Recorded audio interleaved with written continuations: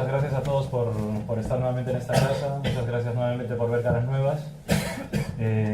Siempre lo decimos y siempre estamos encantados por ello, porque en esta casa la puerta está abierta para todo el mundo, puesto que no se cobra de nada, ni por nada.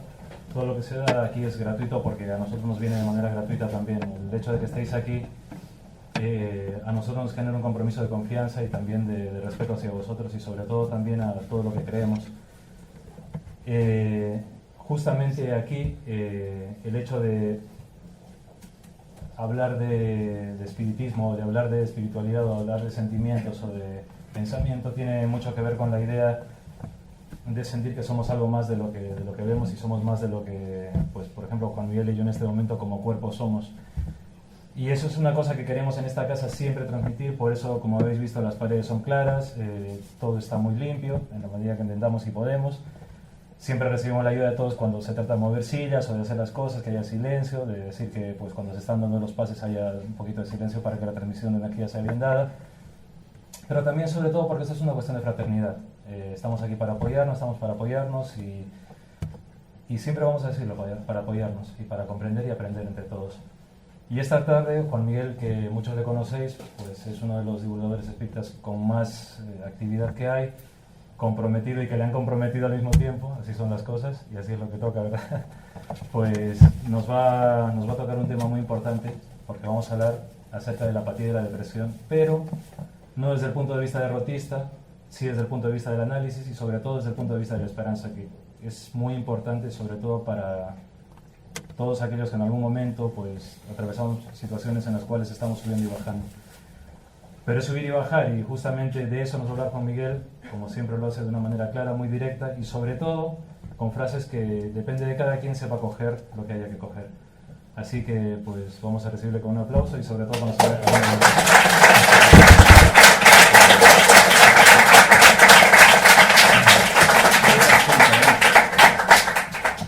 persona puede pasar por ahí.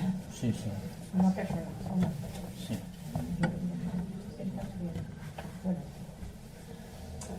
Pues buenas tardes a todos. Muchas gracias por acompañarnos en este nuevo día, por compartir con nosotros este conocimiento que, gracias a la doctrina de los espíritus, analizamos, profundizamos y razonamos. Y espero que esta charla, que es hablar de la apatía y de la depresión, pues nos sirva a todos un poco para despertar y para encontrarnos en una situación mucho más optimista de la que habitualmente tenemos. Y comencemos por decir que sería maravilloso si un buen día nos levantásemos por la mañana muy temprano con la convicción de que no tememos a nada, de que no existe absolutamente nada en el mundo que hayamos que temer.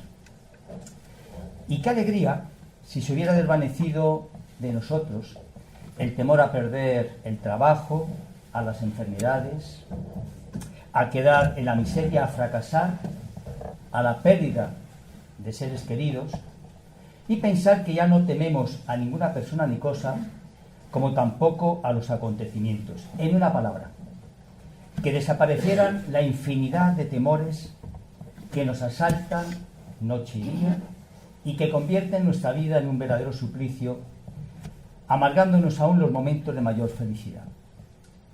Pero todavía sería más maravilloso si a la vez uno supiera que nunca más volvería a sentir temor de ninguna especie. Pues bien, por increíble que esto parezca, lo que antecede es perfectamente posible. Ciertamente que uno puede perder el trabajo, puede estar enfermo, que los negocios pueden ir mal y cosas por el estilo. Pero todo eso puede ocurrir aún a los individuos más valerosos.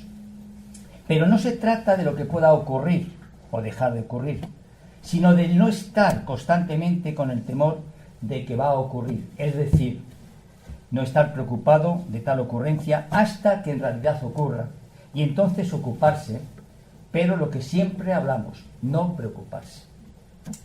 Afirma el doctor David Mitchell, de la Universidad de Nueva York, que todos nuestros temores menos dos, son temores aprendidos, es decir, temores artificiales. Hay miles de maneras en que la gente aprende a sentir temor, pero los temores originales, los intuitivos, los que podríamos llamar naturales, no son más que dos, según ha demostrado el doctor John Watson. Y uno de estos temores es el que sigue a un fuerte ruido repentino, y el otro, el resultado de una súbita falta de apoyo. Si se sostiene a un niño con las manos y repentinamente se deja caer una barra de acero, o cierra de golpe una puerta cercana, o se hace cualquier ruido, ¿qué ocurre? El susto bajo tales estímulos parece natural. Como experimento, el doctor Watson trató de asustar de muchas maneras a bebés desde el día en que nacieron hasta varios meses de edad, y no pude encontrar nada que les asustara, salvo que fuera acompañado de un gran ruido o poniendo al niño en peligro de caer al suelo. Todo sentimiento de temor es absolutamente ajeno a la vida. Podemos, pues, considerar como hecho fundamental de la vida humana que todos los temores son artificiales, es decir, son temores que hemos aprendido, y todos aquellos que hemos aprendido los podemos olvidar. Y se puede afirmar también que si desde la infancia no se nos inculcara la idea del temor y que jamás asustara a los niños, estos crecerían sin sentir nunca el más leve temor. Por extraña que parezca esta afirmación, podemos demostrar que el hábito del temor en muchísimos casos es algo artificial. Consiste en un estado mental y emocional que unas veces se excita y otras veces no. Y alguien preguntará, ¿qué haría el hombre que no conociera el miedo en un caso de verdadero peligro? Pues bien, que a esto se puede contestar que haría exactamente lo que hacemos todos en cientos de ocasiones sin darnos cuenta de ello. Corremos infinidad de riesgos todos los que estamos aquí. Y estamos en peligro cada vez que ascendemos a una escalera, que cruzamos la calle, viajamos en tren o en automóvil, o simplemente caminamos por un parque. Sin embargo, la mayoría no sentimos ningún temor. Sencillamente tomamos instintivamente nuestras precauciones y no se nos ocurre pensar en peligro alguno. Y no es menos cierto que hay quienes viven con el temor de todas las cosas, pero es porque piensan en ello constantemente y la imaginación les representa esos peligros como si estuvieran ocurriendo. Son personas que idealizan una cuestión determinada y crean unas ideoplastías en el ambiente que llegan a formarse allí. Bien. Un estudio de la historia y un análisis de lo que nos rodea pondrá de manifiesto que hay ciertas personas que en situaciones o ante objetos que según los temerosos deberían inspirar temor, no lo sienten en absoluto. ¿Veis? Y tales personas poseen toda clase de sentimientos y pensamientos, excepto el del temor. El instinto de la conservación es en ellos tan fuerte como en el más abyecto de los cobardes, pero no conocen el sentimiento del miedo. Aquello que en la mayoría excita el sentimiento del temor, en ellos despierta simplemente el instinto de conservación y pone en actividad la razón, el elemento pensante del alma, el cual les da serenidad y paz. Platón decía que 3 facultades hay en el hombre: la razón, que esclarece y domina, el coraje o ánimo que actúa, y los sentidos que obedecen. En realidad, todo sentimiento de temor es absolutamente ajeno a la vida, y hay que esforzarse, repetimos, en desvanecerlo. Si tras un análisis resulta que hay algún peligro, uno toma las medidas preventivas que la razón y las circunstancias aconsejan. Y si no la hay, se ha de producir y se ha de procurar eliminar de la mente la idea, sustituyéndola por otra más útil y más enaltecedora. No olvidemos que reside en nosotros, en cada uno de los que estamos aquí, un poder capaz de llevarnos adelante en todas las vicisitudes de la vida, y hemos de acostumbrarnos a confiar en este poder mientras hacemos de nuestra parte todo lo que razonadamente podamos hacer. Sabemos que no estamos solos, que estamos siempre acompañados por entidades espirituales que sintonizan naturalmente con nosotros en función de cómo es nuestra vida, de cómo es nuestro comportamiento. Bien lo sabéis. Y este poder es la fe, la confianza plena en las leyes divinas que gobiernan los mundos y a todos los seres y que nos ofrecen solo lo mejor para nuestra evolución como espíritus. En situaciones difíciles se recomienda la práctica de entrar en el silencio y allí, con la mente serena, analizar las circunstancias y solicitar la ayuda de nuestro espíritu protector, porque tal como estamos comentando, siempre están acompañándonos. Se siente profundamente triste y no encuentra motivo. Tiene ganas de llorar y llora a solas. No puede contener las lágrimas ante los demás, ante ciertos comentarios. Nota un cansancio excesivo y una pereza invencible. La menor tarea que antes consideraba rutinaria, como es el vestirse, lavarse, escribir, llamar por teléfono, ¿le supone ahora a usted un esfuerzo abrumador? ¿El despertar de cada día se ha convertido en un momento muy amargo? Otro día. ¿Las diversiones con que disfrutaba anteriormente han dejado de apetecerle? ¿Rehuye de sus amistades porque no le compensa el esfuerzo de mantener la fachada? ¿Tiene insomnio y pasa esas horas despierto, sumido en negros pensamientos? ¿Se ha vuelto pesimista y ve solo lo malo de las cosas? ¿Ha empeorado el concepto de sí mismo? ¿Se encuentra culpable de cosas que ya había olvidado? ¿Le da la sensación de que en su casa, su familia, en su trabajo le juzgan mejor de lo que es y que van a descubrir su poca valía? ¿Cree que está refugiándose en sentirse enfermo para eludir sus responsabilidades? ¿Le gustaría quedarse en la cama por la mañana con la luz apagada, sin hacer nada ni ver a nadie? ¿No es usted capaz de concentrarse ni para leer el periódico? Pues bien, si usted ha contestado afirmativamente a alguna de estas preguntas que acabamos de efectuar, usted padece de apatía y de depresión. La depresión sabemos que es el surgimiento o la producción de un ser que le causa un decaimiento de ánimo. Es el síndrome característico por una tristeza profunda y motivada por la inhibición de todas las funciones psíquicas. La depresión es el efecto y la acción de deprimir.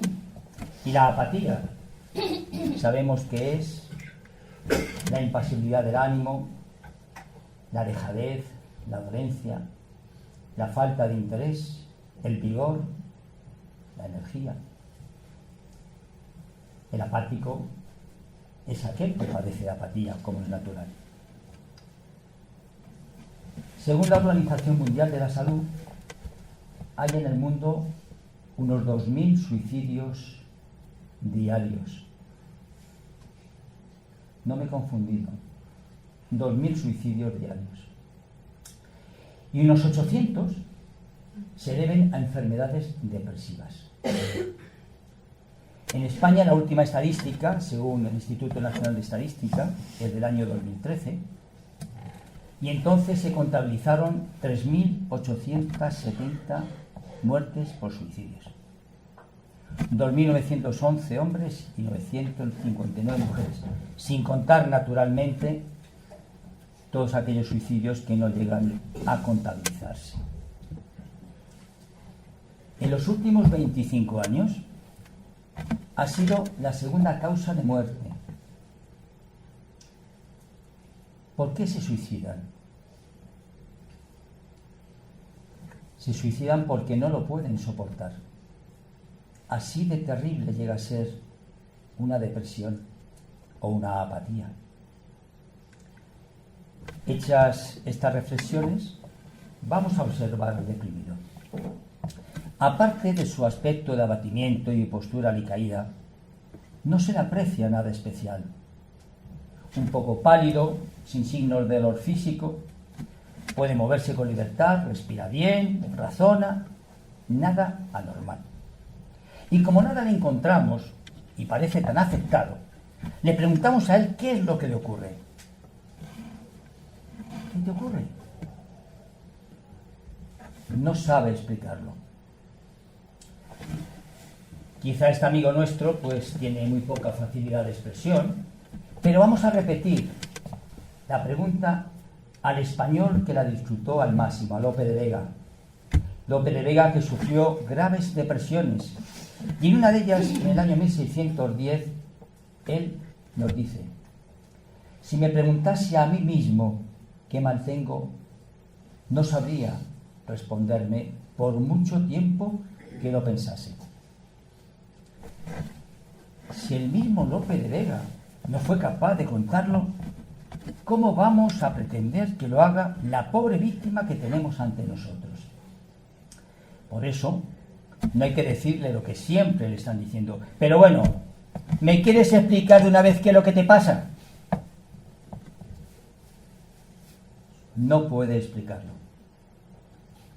Debo recordar que estamos hablando provisionalmente de la depresión enfermedad.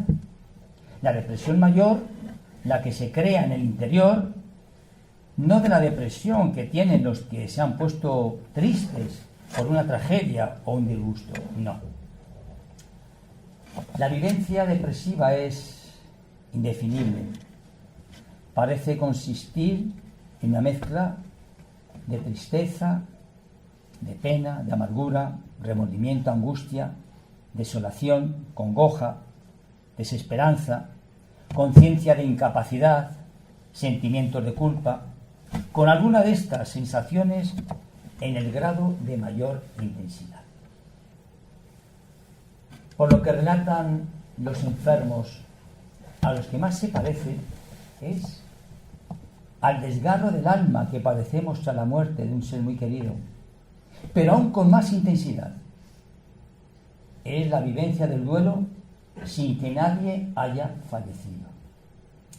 Y tiene matices de la desolación, de la ruina súbita, de la que sienten aquellos que han contemplado incendiarse su casa con todas las pertenencias dentro, la que sufren los que tras una nueva calamidad ven derrumbarse las últimas esperanzas.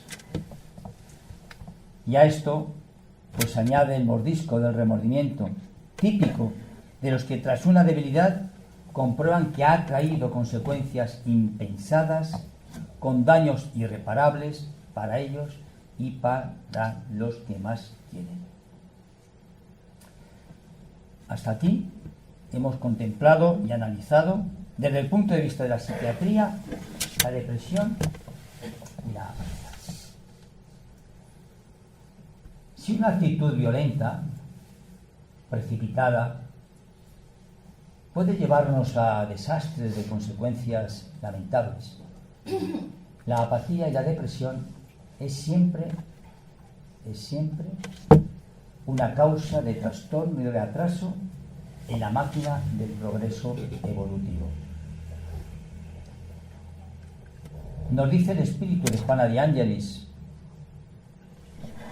el espíritu mentor de Divaldo Pereira Franco, que en todo momento tiene su origen en el programa kármico del espíritu que se encuentra en prueba. Es la consecuencia de graves aflicciones y errores del pasado. Errores del pasado que no fueron corregidos por el espíritu y que emergen de lo íntimo del alma como una expresión deprimente, como una expresión entorpecedora. El depresivo, el apático, es aquel que pierde la batalla antes de enfrentarse a ella. Es aquel que se encuentra en un proceso de evolución con el objetivo de vencer aquellas imposiciones dolorosas que le corresponden, debiendo dedicar grandes esfuerzos para superarlas. En los estados apáticos o de depresión, donde se inician los procesos de la autoobsesión, así como de la obediencia obsesiva a espíritus inconsecuentes que se complacen en utilizar psíquica, emocional y orgánicamente a los que se convierten en sus víctimas espontáneamente. En el estado débil en que se encuentran y en el cual deja paralizar sus fuerzas, aprisionado por las redes de la indolencia, debe luchar para romper todos los vínculos y reorganizarse, iniciando así el esfuerzo preciso. Al principio mentalmente, para más tarde regresar en acciones a la problemática que debe someterse, penetrando en el compromiso rehabilitador, aquel que él aceptó y asumió en el mundo espiritual antes de encarnar.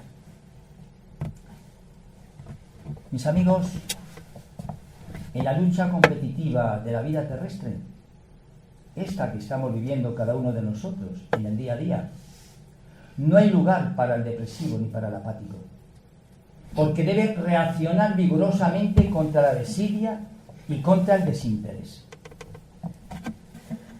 Aquel que padece la opresión de la apatía o de la depresión se adapta muy fácilmente a la situación creada, a pesar de ser lamentable, constituyendo para él una forma de bienestar que lo lleva a la pereza y al desequilibrio, es decir, que se ajusta a la comodidad.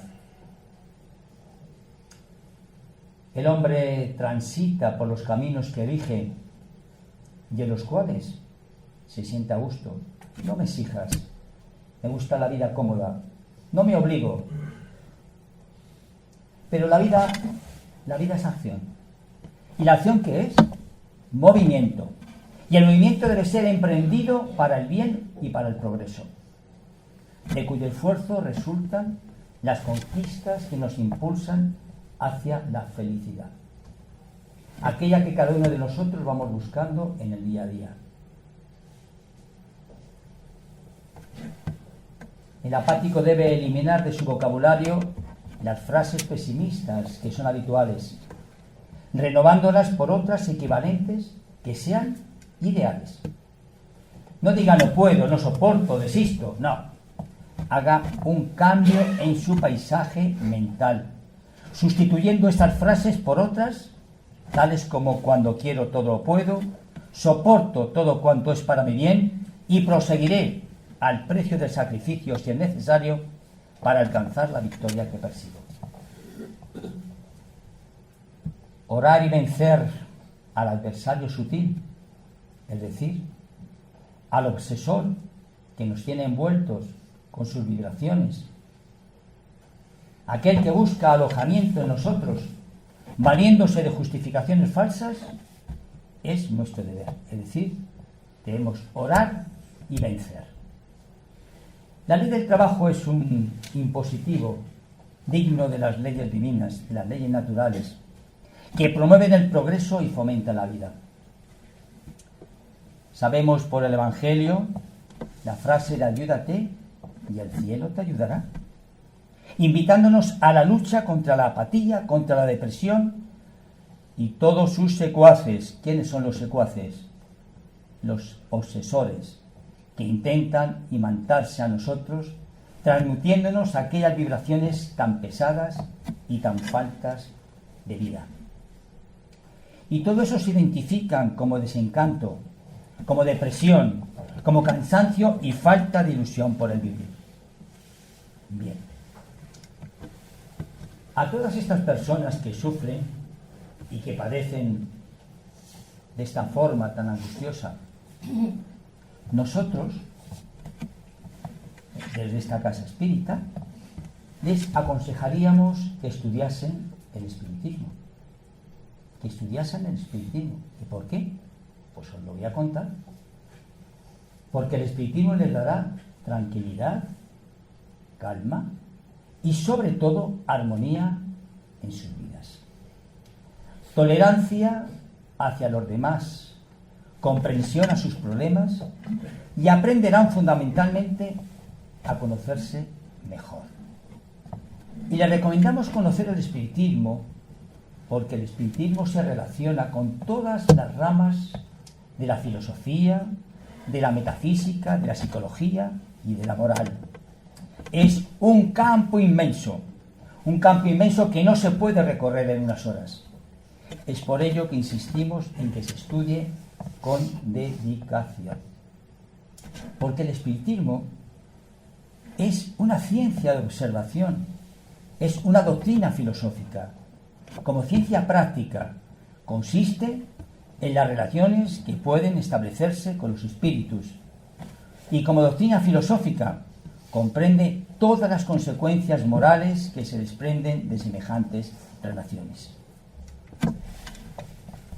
El espiritismo, podemos definirlo así, es la ciencia que trata de la naturaleza, origen y destino de los espíritus y de sus relaciones con el mundo corporal, es decir, las relaciones que se establecen entre el mundo espiritual y el mundo físico. Hoy la humanidad no se entretiene en estudiarse a sí misma, no. Siempre estudia a los demás, se forma criterios de ellos, como son, pero difícilmente se analizan ellos mismos. Por esto no alcanza nunca a profundizar dentro de una vida, dentro de una dirección espiritual, y mucho menos cuando esta dirección espiritual es una dirección superior. Si el ser trata de estudiar las enseñanzas espíritas, comprenderá el alcance de las mismas y dónde le conducen. Pero no siempre, y lo sabemos, se halla en condiciones de hacer un estudio y un análisis de lo que el espiritismo le ofrece. Bien, es cierto que no todos los que se incorporan al espiritismo sienten la necesidad de acercarse al Creador, no.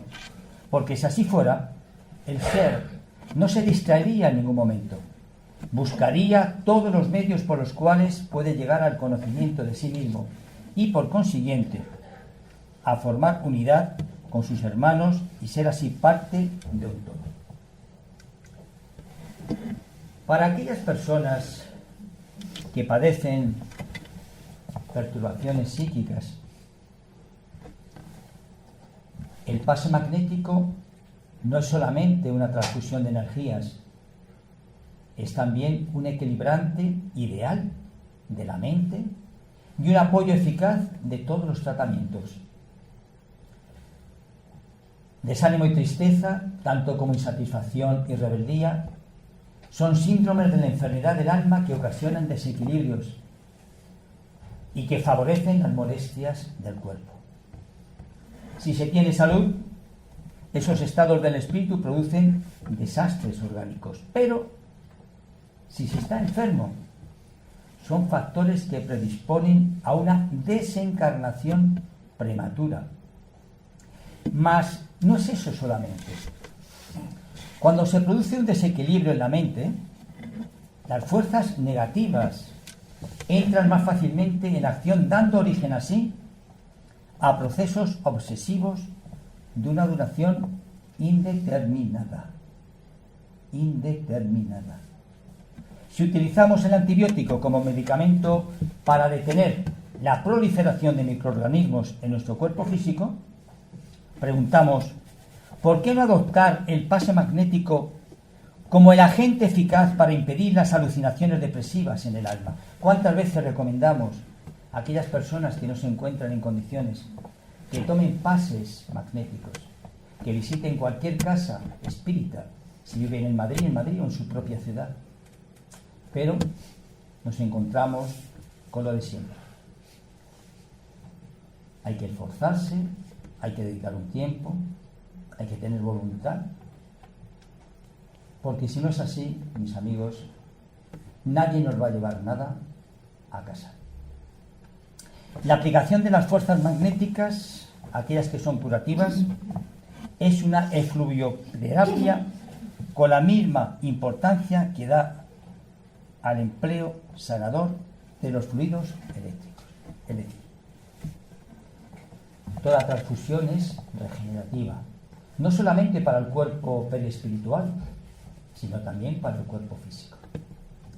Aquellos que somos espíritas, aquellos que somos medios, debemos cultivar el pase magnético unido siempre al vehículo eficaz de la oración, respetándolo como a uno de los más legítimos complementos de la terapéutica corriente.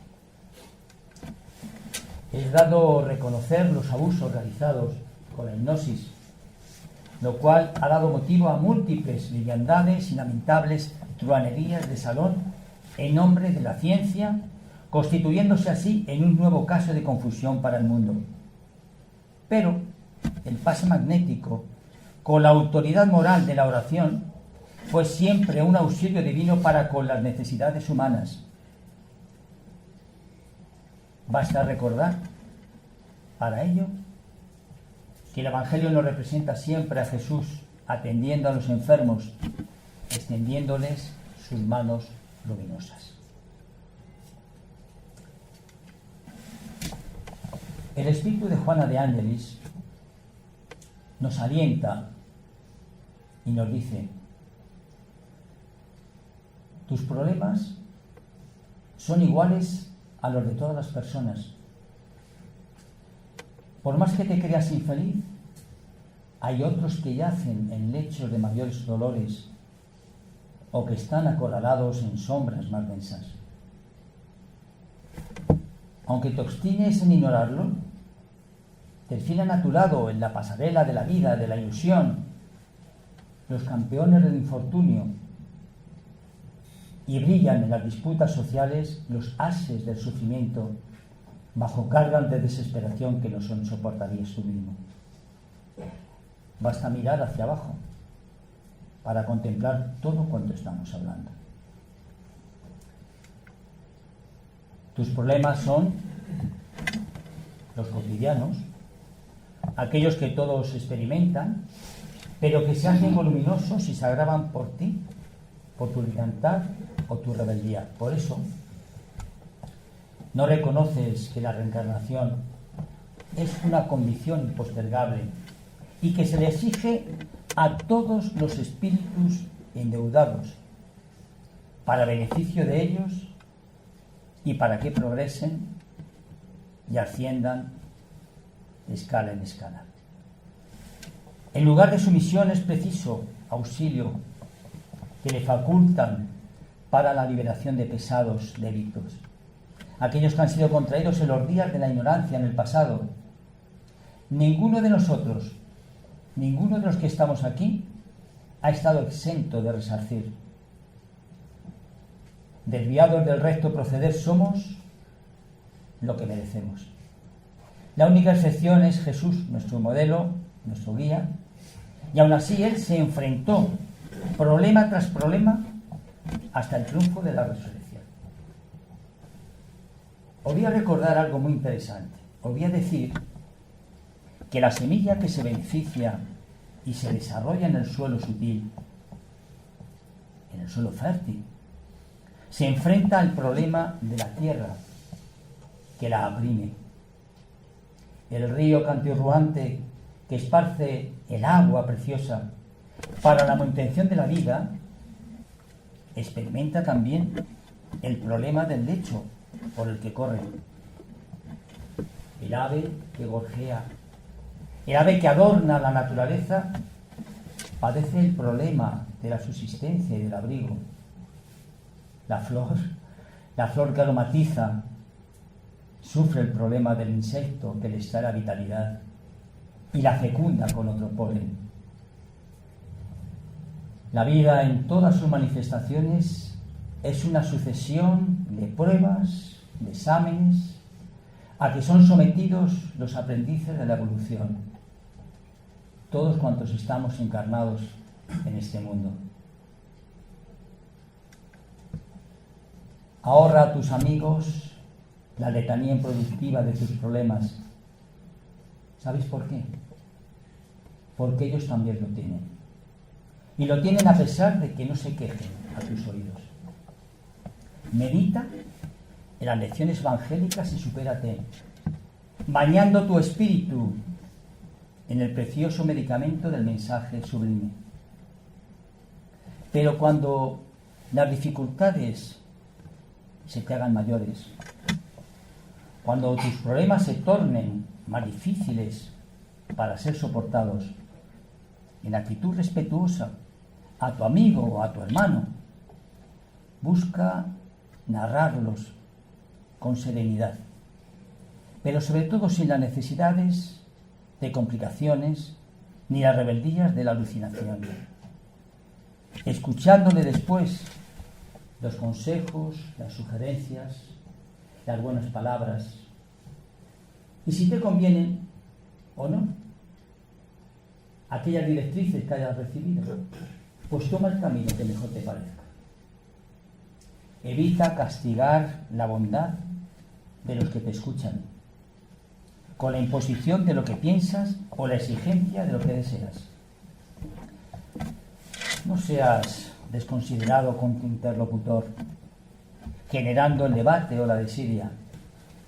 El que te escucha en ese instante también es, no te olvides de ello, alguien que lucha, alguien que sufre bajo mayor culpa de resignación, también con paciencia, que es digno, por lo tanto, de ser amado y reconocido por ti.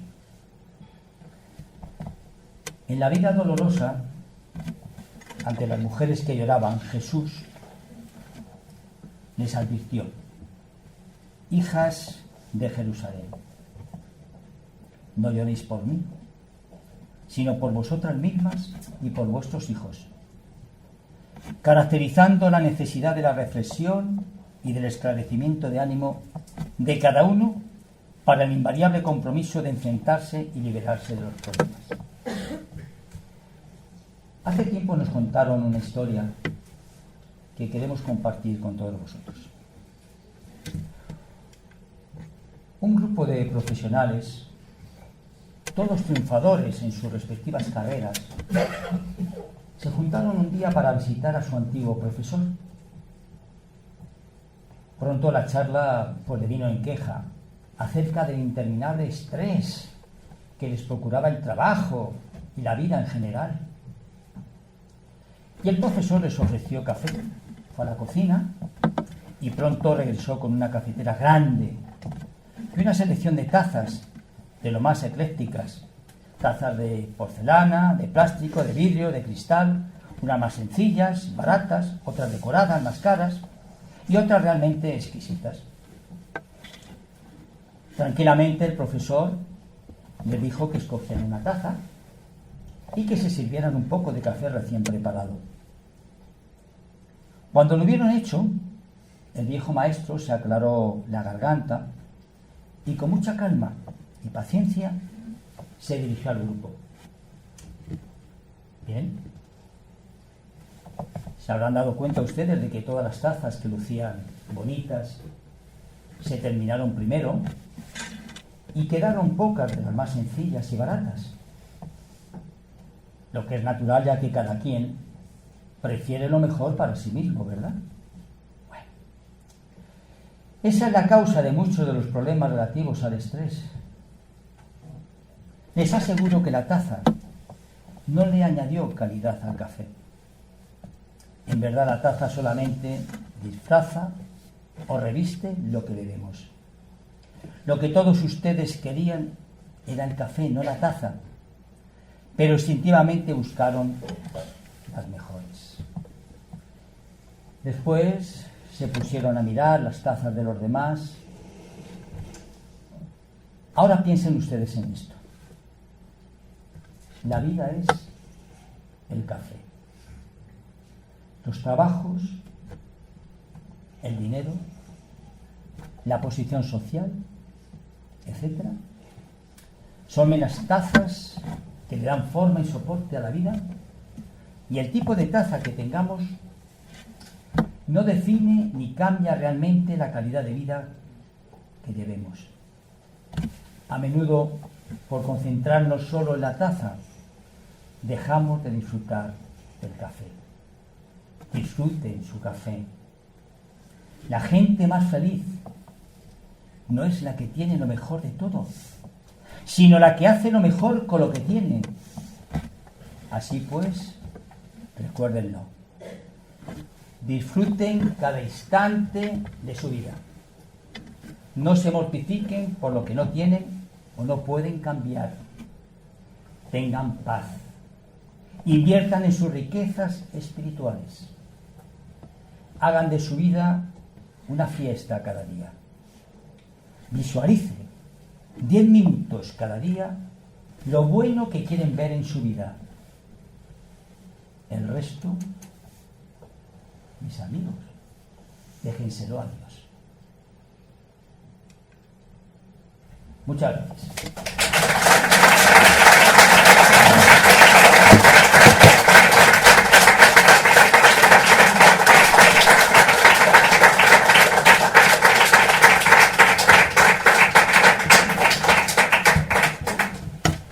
Muchas gracias. Cualquier pregunta que podamos hacerse. ¿Yo? Sí. Miguel, he creído entender, no sé si es así, imagínate en la familia hay un problema gordísimo y ambas partes se empecinan, en vez de solucionar el problema, en seguir con el enfado. Entonces, ¿qué pasa? Que la vibración de la persona que se empecina con ese problema baja y da paso a las sombras. Tú lo acabas de decir ahora mismo. Eso es. Sí. Y de ahí viene la depresión. Vosotros sabéis que yo digo una frase siempre cuando atiendo a la gente, y es que dime cómo vives y te diré quién te acompaña. Por lo tanto, aquellos comportamientos nuestros siempre supeditan la compañía de las personas que van a estar a nuestro lado, encarnadas y desencarnadas. La ley de la sintonía se aplica totalmente. Sí. Hay un aspecto clínico de la depresión, por lo menos en el estadio inicial, un aspecto clínico, o sea, que no sea espiritual, que luego sigue como tú. La depresión junto con la apatía, ya lo hemos dicho, son enfermedades del alma, que muchas veces no se desarrollan, no se manifiestan en la encarnación que tenemos, motivado porque nuestro comportamiento, nuestra vida, es una vida muy contraria como hemos vivido anteriormente, mucho más optimista, mucho más jovial, y eso hace que tú tapes lo que verdaderamente ha salido. Aparte de las personas que hacen un gran esfuerzo, porque se pueden sentir, como estamos hablando, depresivos, pero ellos luchan para no encontrarse en esa situación. No solamente lo dice Juana de Ángeles, lo dice también Andrés Luis en la Hacienda de Reacción, etc. Muchas de las enfermedades que tenemos también, no solamente la apatía, la depresión, vienen dadas por nuestro pasado, que se manifiestan en la encarnación siguiente o no se manifiestan. Todo dependerá de nuestro comportamiento y de nuestra manera de encauzar todas aquellas cuestiones.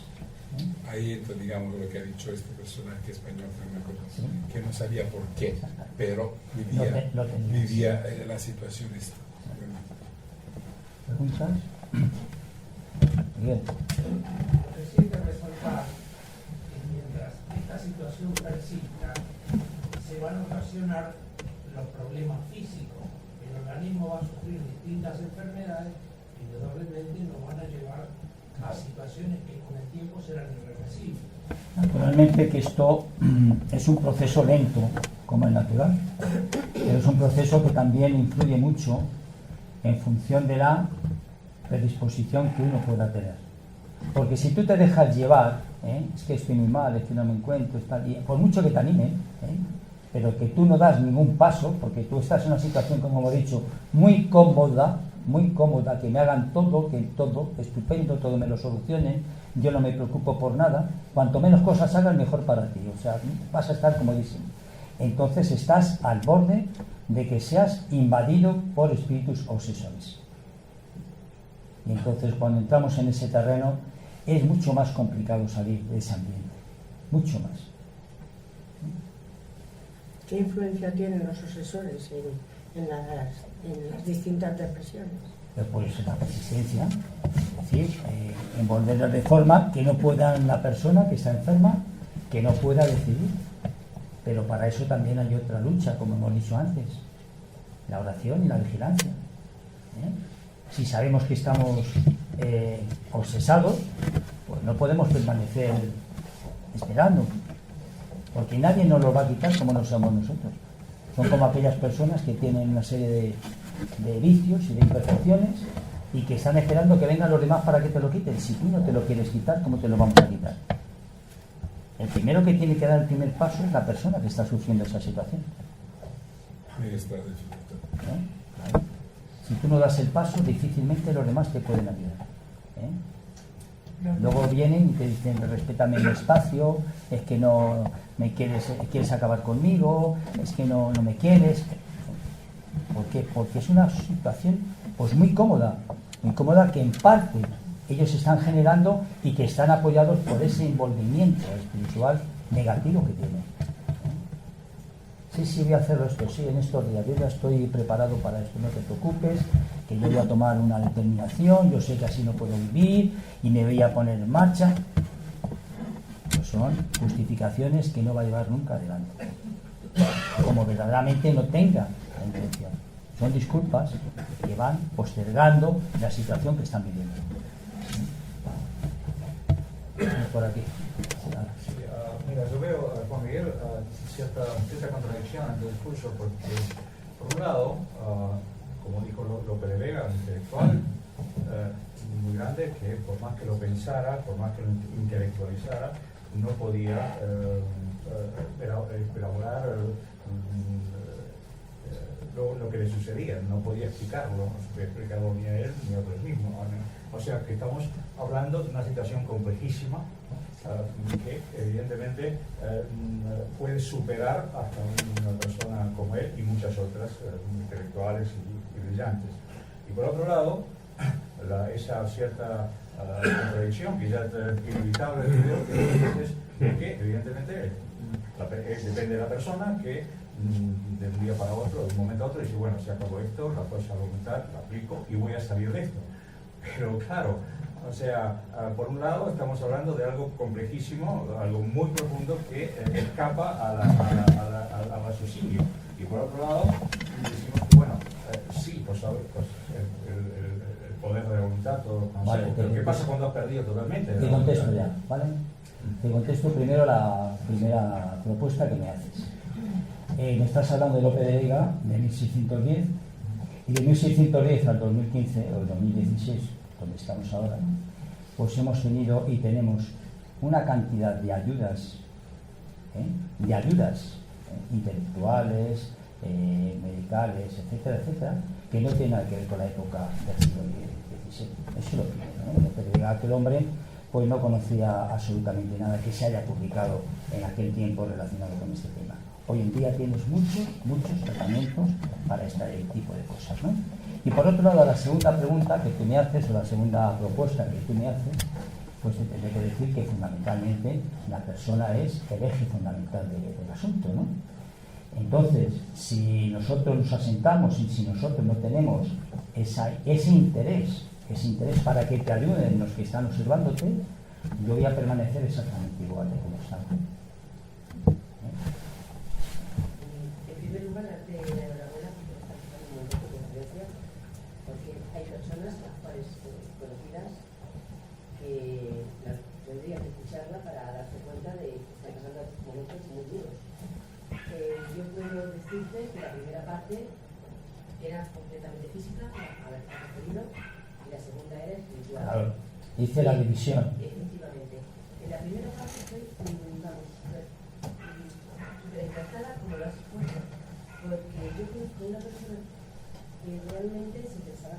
todos, ¿no? Finalizando.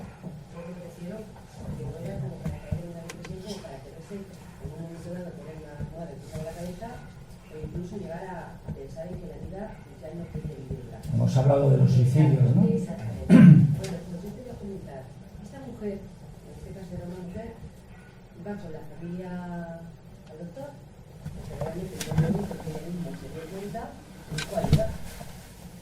Y el doctor, un gran profesional, contestó a la familia: esta mujer puede luchar contra un cáncer o contra una enfermedad física, pero no puede luchar contra lo que ella tiene porque no es mujer. Eso estamos hablando en el plano de la primera comunicación, parte de la conferencia que has dado, en la cual estoy completamente de acuerdo contigo, sinceramente, algunas veces, Arturo, las semanas pasadas, que tú puedes luchar contra algo que tú conoces, pero ante lo que es desconocido para ti es imposible. Y luego, y volviendo a la segunda parte, la parte espiritual entra muy de lleno en todo esto, gracias. Como bien decías hace un momento, esta persona vivía en un siglo que no estamos viviendo ahora.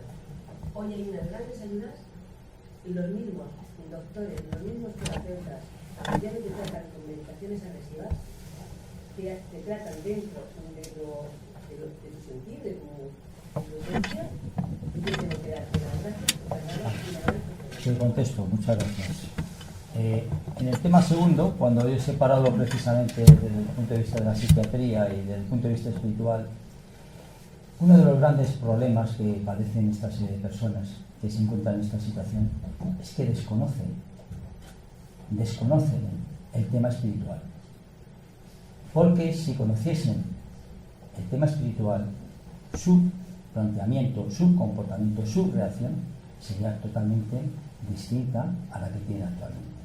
Ellos piensan que son únicamente problemas físicos, orgánicos, psíquicos, cuando hay otra cosa detrás de toda esta serie de circunstancias que nos plantearía la situación de manera distinta.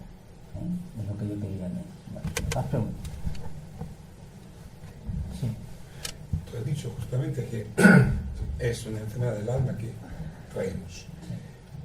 Puede pasar que, por ejemplo, no tenemos nada de esto, pero esta enfermedad la cogemos en la vida que estamos viviendo. Sí, claro. El hecho de que no la tengamos de vidas pasadas, genéticamente espiritual, por decirlo de alguna forma, pues no significa que nosotros, por nuestro comportamiento en esta existencia, no estemos rondando. ¿Y en este caso es más fácil para luchar con ello? Hombre, yo creo que sí, porque no está tan ramificada, no está tan levantada al cuerpo perispiritual, claro, por supuesto, mucho mejor. Sí. Es verdad que cuando hay una situación muy grave en tu vida que pasa en ese acontecimiento, es que esa reencarnación no viene, quiero decir, ese suceso no sucede por una reencarnación anterior, sino en esa misma, pero que notas que por esa situación que te ha llevado a ese punto. Hemos comentado en la conferencia que estamos hablando de un tema que no tenía nada que ver con el problema que puede tener uno en esta encarnación, sí, por un accidente. Me refiero a la depresión. Claro. O sea, Sí, precisamente por esto. Tú puedes tener una depresión porque resulta que has tenido, o yo puedo tener una depresión porque me ha fallecido mi padre, he perdido el trabajo, he tenido un accidente, cualquier cosa de estas, que es de ahora. Sí. Es un tema de ahora que es mucho más fácil, lógicamente, de pasar la página. Pero aquello que se trae grabado en el cuerpo espiritual es un trabajo muy elaborado. Pero tienes que querer tú de salir de ahí. Es lo que hablamos siempre, de todas las cosas. Aquello que tienes que hacer es lo que tienes que hacer. No puedes estar asentado a ver qué es lo que pasa, a ver si se me quita, a ver si tomándome esto. Tomándome esto no se te va a quitar. Ni una ni 25 pastillas. No. Porque estamos tratando el organismo y lo otro es el espíritu. ¿Vale? ¿Más preguntas? Sí. En una ocasión conocí a una persona que tenía un trastorno bipolar. Un poquito más fuerte, por favor. Bueno, conocí a una persona que tenía trastorno afectivo bipolar, ¿no? Y ella relataba en sus clases de tesis, supongo que hacían los doctores hace años, que ella no se levantaba, se levantaba de la cama, por la depresión, y se iba al sofá y se tumbaba. Y decía que había unas personas que no la dejaban levantarse o que la agarraban. Y luego, en otro periodo, relataba que la violaban continuamente en otro momento de su vida, porque fue de 5 años, ¿no? Entonces, ¿cómo se relaciona con el espiritismo? ¿Tendría alguna relación? Bueno, primero hay que saber si verdaderamente esto es así. No podemos emitir un juicio tan ligero como para dar una opinión de este tipo. Supongamos, por ejemplo, que la primera postura que usted nos transmite es una persona que no podía levantarse porque tenía unas personas al lado que decían que permaneciese en la cama, etc. Hemos hablado de la obsesión, es decir, los obsesores son tan naturales como usted y como yo, ¿eh? Un cuerpo espiritual, pero son entidades que existen al lado nuestro, cuando nosotros estamos en esa sintonía, en ese plano tal. Y la segunda, de la violación y cosas de estas, pues ahí ya no nos atrevemos a comentar nada, porque como no lo hemos visto y como no lo hemos padecido y como es muy normal que nosotros no omitamos ninguna opinión sobre eso. Pero hay veces que indudablemente los espíritus sí que actúan, sí que actúan, con el beneplácito de la persona, además. Sí, sí, sí. Sí. Hay más Sí, casos sí, sí. relatados. Claro que sí, claro que sí. Sí, sí.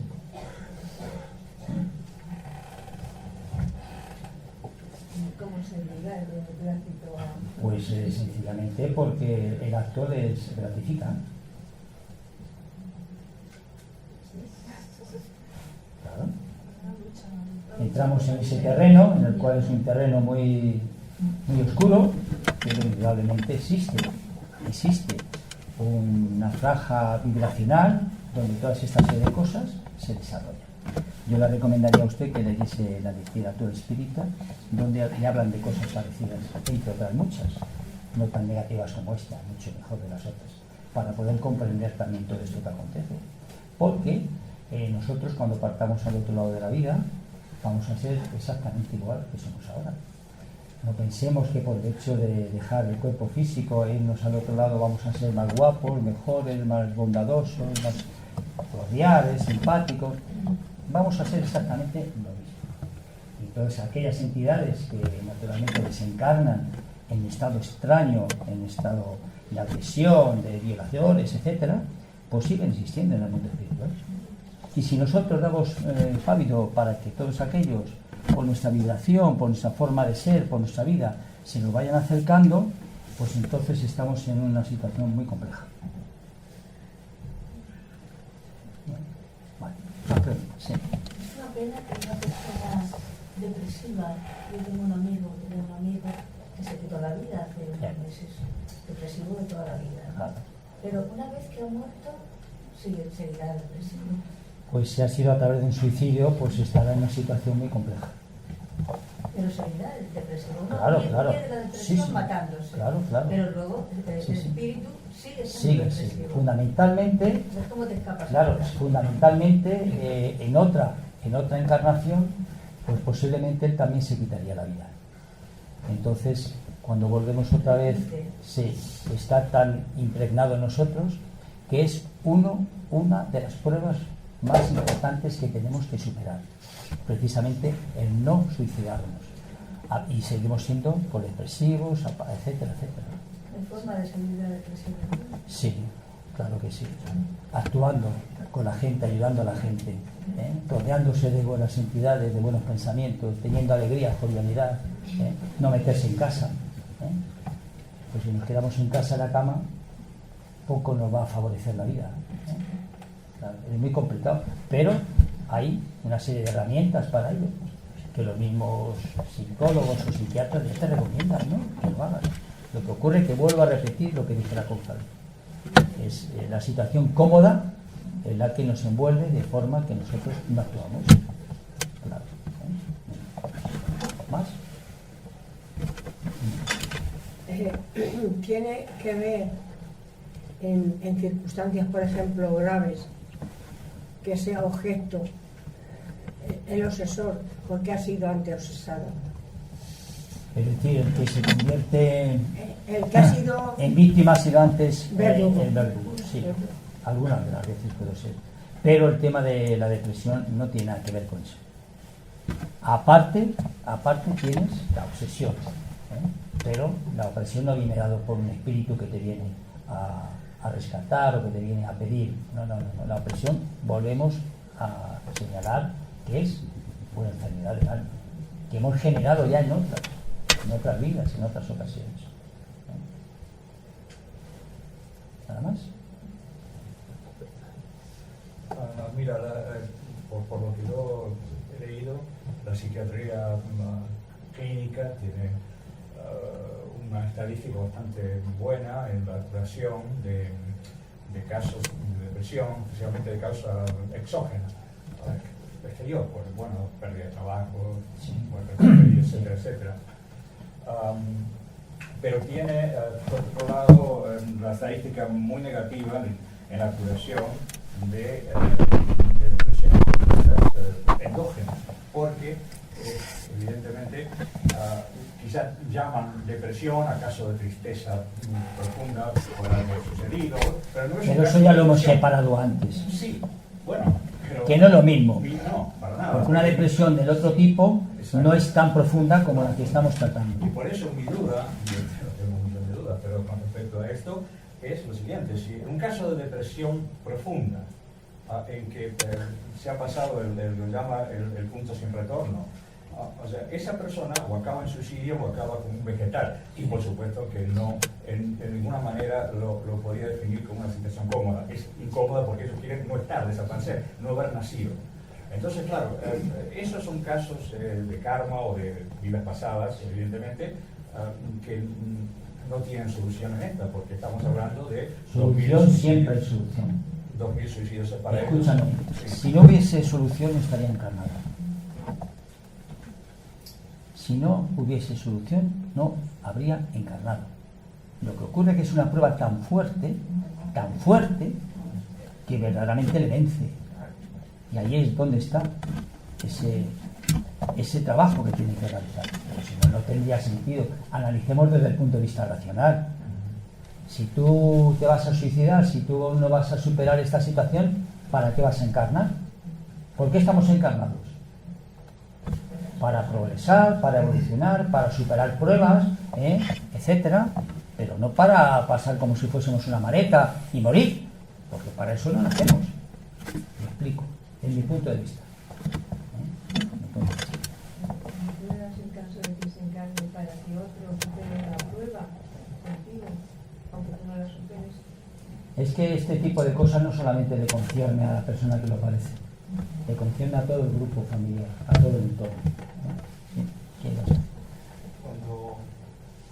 Vamos a ver, tú has dado una explicación bastante amplia de lo que es la depresión, estoy muy de acuerdo. Pero hay cosas que decir. Cuando nosotros tenemos un problema orgánico, vamos al médico, lo primero que hace el médico es analizar qué clase de problema hay para aplicar un tratamiento, para aplicar una terapia. Es lógico, además. Cuando vamos al médico con una depresión, habría que saber el origen de la depresión, el por qué se ha producido. Uno lo ha dicho numerosas veces. ¿Por qué se ha producido y por qué se mantiene la depresión? Y eso es lo que normalmente ni la psiquiatría, ni nadie lo sabe. Hombre, hay mucha gente que lo sabe. Eso lo sabemos nosotros. No podemos hablar así tan fatalmente.